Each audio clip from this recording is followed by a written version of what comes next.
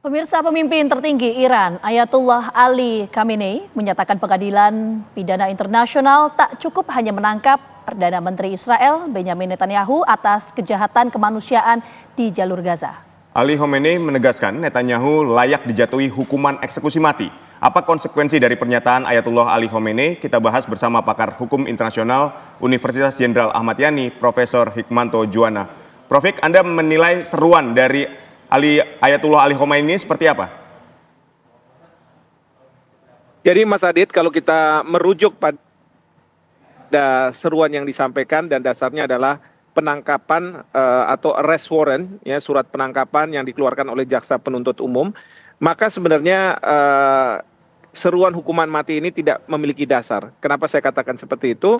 Karena di dalam statuta Mahkamah Kejahatan Internasional, di mana dasar dari surat penangkapan ini dibuat, itu tidak mengenal yang namanya hukuman mati. Jadi death penalty atau capital punishment itu tidak dikenal di dalam Mahkamah Kejahatan Internasional. Dan ini dugaan saya karena pada waktu dirancang memang dirancang oleh negara-negara dari Eropa yang di Eropa sudah tidak lagi mengenal hukuman mati. Jadi saya melihat seruan yang disampaikan oleh Ali Khamenei adalah kaitannya dengan keinginan dari beliau karena tindakan yang dilakukan oleh Perdana Menteri Netanyahu dan Menteri Pertahanan ini layak untuk diberi sanksi berupa hukuman mati meskipun tidak dikenal di dalam statuta Mahkamah Kejahatan Internasional. Yang kedua juga ingin saya sampaikan bahwa surat penangkapan ini sebenarnya tidak hanya terhadap Perdana Menteri Netanyahu dan Gallant, tetapi juga terhadap seorang petinggi Hamas. Ya, artinya kalau harus fair, maka petinggi Hamas ini juga harus dikenai hukuman mati kalau dinyatakan bersalah. Tapi sekali lagi, ini yang tidak dikenal dalam statuta Mahkamah Kejahatan Internasional atau ICC. Demikian. Oke, Prof, kalau memang tidak ada landasan hukumnya, lantas pernyataan dari Ali Khamenei ini konsekuensinya apa? Apakah bisa menggalang dukungan beberapa negara di Timur Tengah dalam sikap di konflik Timur Tengah atau gimana, Prof?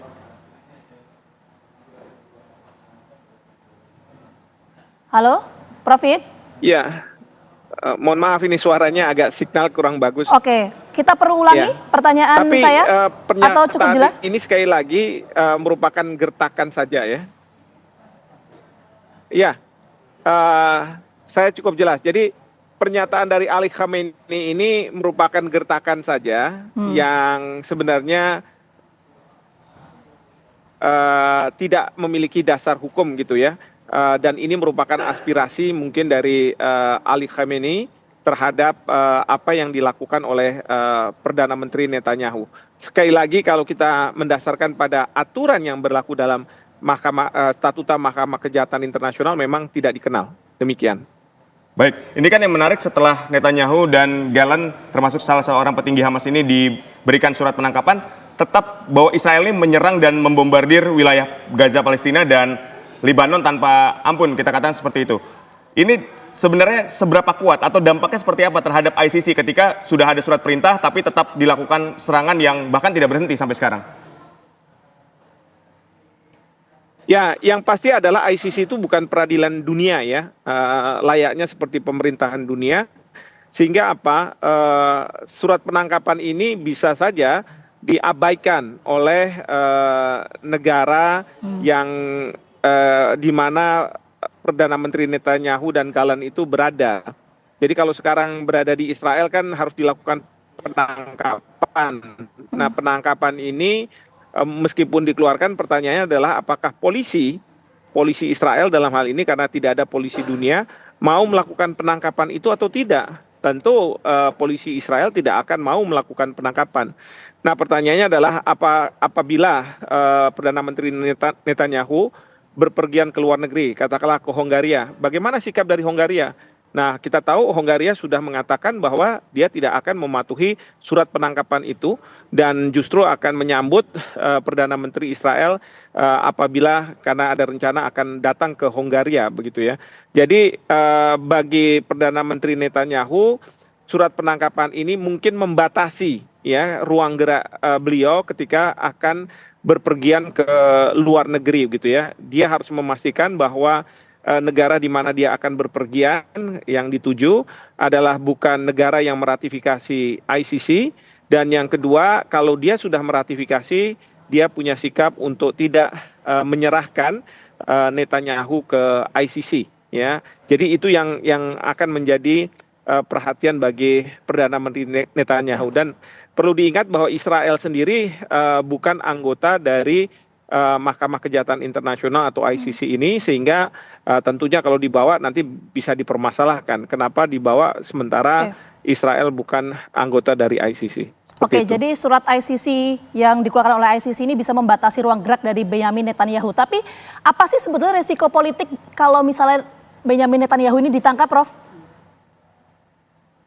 Oh ya, resiko politiknya adalah negara-negara besar yang mendukung Israel seperti Amerika Serikat, Inggris, dan lain sebagainya, mereka akan bergerak. Dan kita tahu bagi Amerika Serikat, mereka punya undang-undang yang kalau misalnya prajurit mereka itu ditangkap dan diserahkan ke ICC, maka mereka bisa melakukan invasi ya ke invasi militer ini ke negara di mana ICC itu berada, yaitu Belanda, dan kemudian membebaskan para prajurit ini. Dan bukannya tidak mungkin bahwa Amerika Serikat akan melakukan hal tersebut apabila Perdana Menteri Netanyahu dilakukan penangkapan dan kemudian dibawa ke Belanda. Kalau misalnya ada celah untuk melakukan hal tersebut oleh negara tertentu. Seperti itu.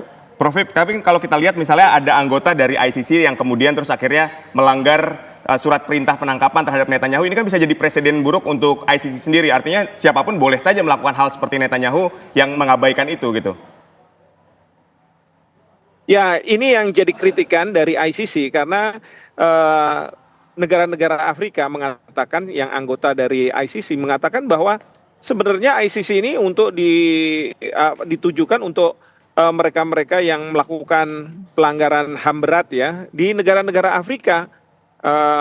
Maka karena apa, negara-negara Afrika ini mau tidak mau harus mengeksekusi katakanlah pelakunya. Tapi kalau di negara-negara besar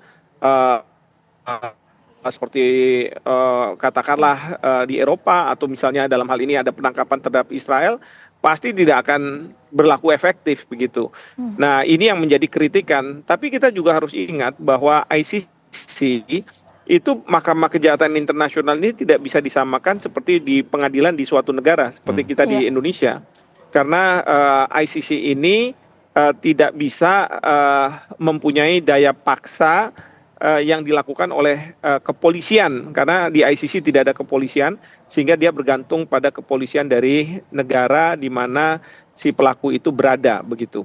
Jadi sekali lagi memang ini kelemahan dari masyarakat internasional di mana terkait dengan lembaga yang punya kewenangan ini sebenarnya tidak bisa banyak berbuat juga. Dan ini tidak akan menghentikan serangan yang dilakukan oleh Israel ke Gaza.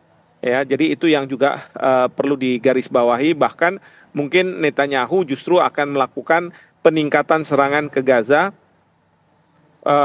untuk mengatakan kepada ICC bahwa dia sebenarnya tidak punya apapun terhadap Netanyahu. Seperti itu. Ada risiko politik yang diperhitungkan, stabilitas politik di Timur Tengah kalau Netanyahu ini resmi ditangkap. Itu tadi pernyataan menarik dari Prof. Sekali lagi terima kasih banyak Prof. atas waktunya sudah bergabung bersama kami di Kabar Petang. Sehat selalu.